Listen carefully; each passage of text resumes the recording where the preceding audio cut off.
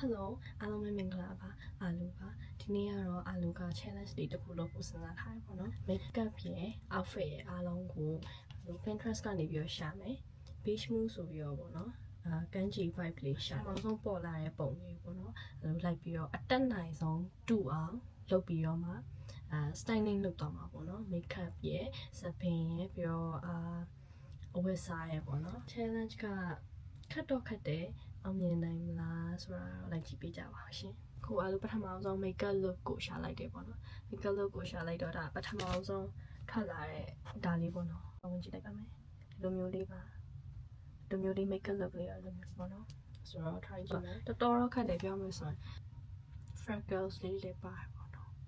try ကြည့်ပါမယ် let's go အားလုံးရဲ့ skin က flawless ဖြစ်မနေတော့ first foundation အနေနဲ့ Basket Everglow ဆိုတဲ့ Sephora ဟာလေးတောင်းတယ်ပြီးတော့ concealer လေးတောင်းတယ်ပေါ့နော်concealer တော့တာတီးရပါ second foundation အနေနဲ့ကတော့ Chanel ရဲ့ water ပါလည်းမသိပေါ့နော်အဲ့ဒါလေးတောင်းလိုက်ပါတယ်အလုံးကမြတွင်းနေလဲကြာနေ dark spot တွေလည်းရှိရတဲ့အတွက်ကိုဒီ Chanel ရဲ့ coverage လေးကောင်းတဲ့အတွက်ကိုတောင်းပြီးဖြစ်တာပေါ့နော်ပြီးရင်တော့သူ့တွေကအတိုင်းပေါ့ eyeshadow ကို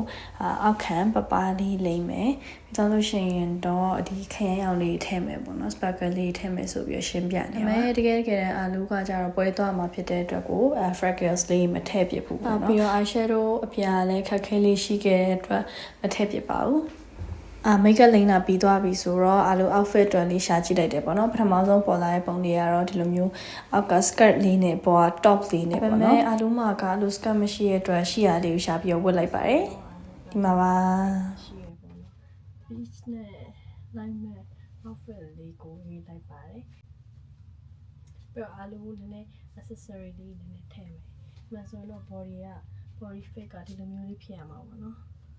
မအိမ်ရနည်းနည်းလေးချောင်းဒီလိုဖြစ်နေဆို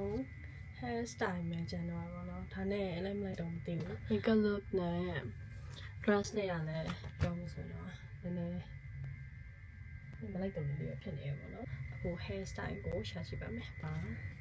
လေးပါဆိုတော့လည်းစပန်လေးကိုဒီလိုလေး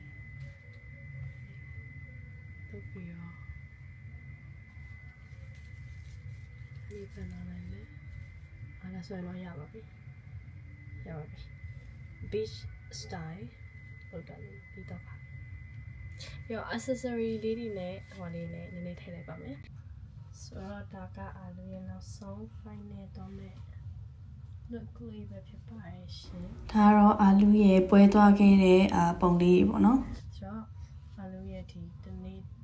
ပေါ့နော်ဘယ်လို challenge လေးက satisfy ဖြစ်လားမဖြစ်ဘူးလားဆိုတော့ comment မှာလည်းရေးသားပေးကြပါဦးနောက်တော့မပြတ်သေးပါမယ်